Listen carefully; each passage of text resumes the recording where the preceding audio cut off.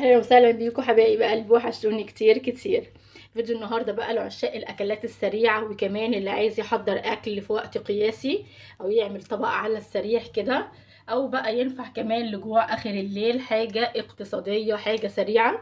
هتدخلي التلاجة هتطلعي كل مكوناتها بس ما عدا المكرونه يعني. اكيد المكرونه احنا مش حاطينها في التلاجة. هنعمل طبق جميل جدا، هنعمل مكرونه بالخضار حلو وصحي من غير اي لحوم واقتصاد زي ما قلت لك. يلا نسمي الله وندخل في الفيديو على طول. على النار فيها ميه بتغلي، هنزل بكميه المكرونه اللي معايا. بسم الله الرحمن الرحيم. خلاص كده يا جماعه هسلقها، احط لها شويه من الملح وهسلقها. وكمان دلوقتي في التوقيت ده تعالوا بقى نعمل الخضار مع بعض ونجهزه، ونشوف كمان احنا هنستخدم خضار ايه وهنحط خضار ايه معانا. بس كده يا جماعه بقى جبنا طاسه على النار، حطيت فيها معلقتين كده من زيت الذره، وهنزل كمان بمعلقه من الثوم المفروم. بسم الله الرحمن الرحيم. الثوم طبعا هتخلي المكرونه ريحتها حلوه جدا، وكمان ليها نكهه حلوه جدا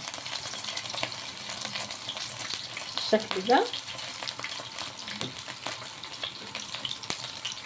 وكمان هنزل بمكعب مرق برضو هتطعم معانا المكرونه وهتخلي طعمها حلو جدا.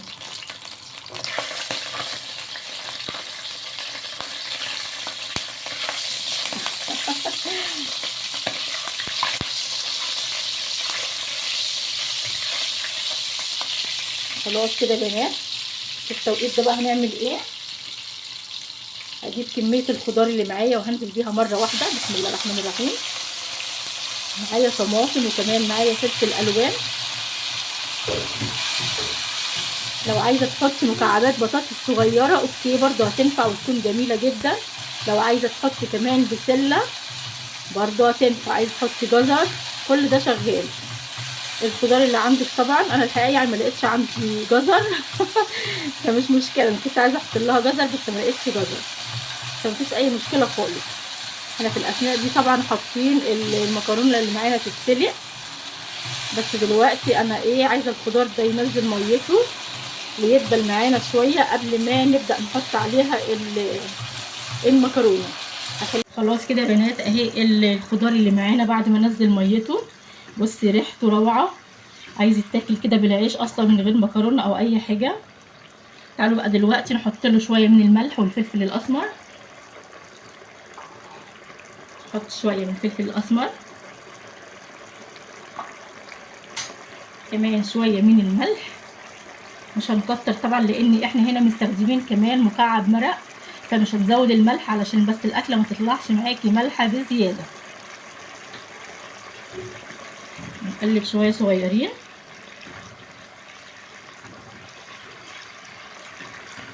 تقدري تضيفي لها اي اضافات تانية زي ما قلتلك، بس انا دايما بحب اجيب الوصفه اقل مقادير ممكنه كمان اعملها لك. هنا بقى ننزل بالمكرونه اللي بعد ما اتسلقت. بسم الله الرحمن الرحيم.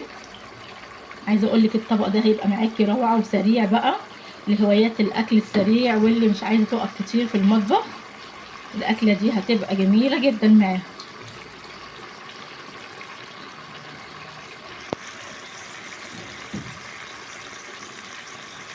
المكرونه ما اخدتش وقت خالص خالص على النار.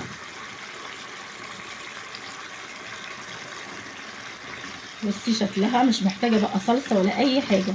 عايزه تحط لها اي صوص كده يكون عندك، صوص الباربيكيو برضه يبقى حلو جدا. عايزه تحط لها كاتشب، كل الاوبشنات دي طبعا حلوه جدا لما تحطيها في المكرونه.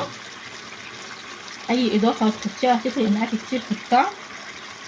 بس زي ما قلت لك لتاني مره، انا ما بحبش استخدم مكونات كتير في الوصفات بتاعتي بحيث اي حد طبعا يقدر ينفذها. عندك الاضافات اوكي مفيش اي مشكله، تقدري بقى تضيفي كده. خدي الفكره واعمليها انت على ذوقك. في كده مكرونه تاني في الحله. ايوه هي بس المعلقه اللي معايا دي صغيره فبتطلع بالكميه الصغيره. ايوه بس خلاص كده هنقلبهم شويه. كمان ممكن تحطي لحمه مفرومه، تحطي مشروم، تحطي فراخ. بس على فكره هي لوحدها بالخضار كده ألذ بكتير جدا من اي لحوم ممكن تضيفي لها. احنا عايزين ايه نخف اللحوم شويه بصراحه، مش كل اكل فيه لحوم، لا.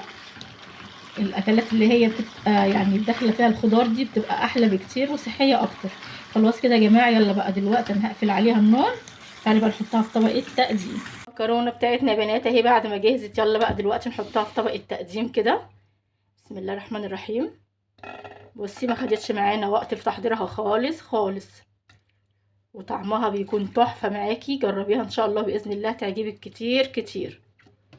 مش هتعملي اللي هي المكرونه اللي هي بالصلصه دي تاني، لا، هتعتمدي دي عندك ان شاء الله لسهوله طريقتها كمان. مش هتغلبك كتير بقى ولا صلصه ولا الكلام ده كله. كل حاجه بصي في طاسه واحده كده على النار، وهتبقى معاكي تحفه.